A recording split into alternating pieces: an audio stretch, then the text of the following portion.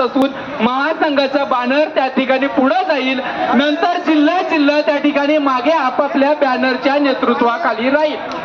तोपर्यंत सर्वांना विनंती आहे, महासंघाचा बॅनर आणि त्याचे प्रतिनिधित्व समोर राहतील, राज्याचे प्रतिनिधित्व करणारे, त्यानंतर जिल्हा पुढे राहील।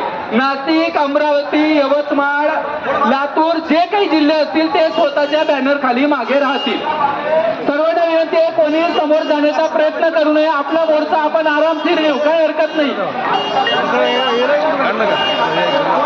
सर्व महाराष्ट्राच्या कानाकोपऱ्यातून आलेल्या ग्रामपंचायत कर्मचाऱ्यांचं संघटनेच्या वतीने स्वागत करतो।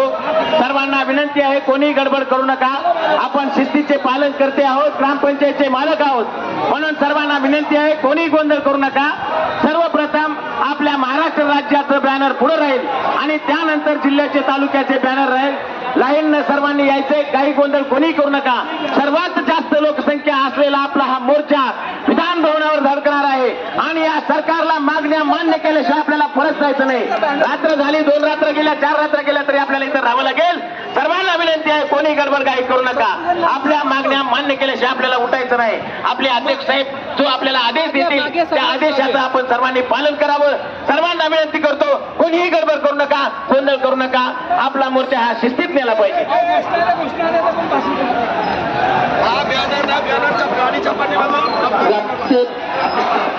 राज्याचे सेक्रेटरी नामदेवरावजी चव्हाण 5 मिनिटात या ठिकाणी येत आहेत।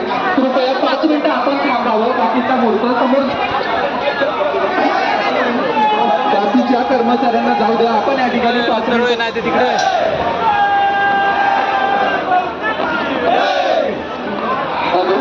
राज्याचे अध्यक्ष आणि सेक्रेटरी या ठिकाणी येत आहेत। कृपया थोडं थांबून घ्यावं आणि नंतर मग मोर्चा 5 मिनिटात पुढे जाईल।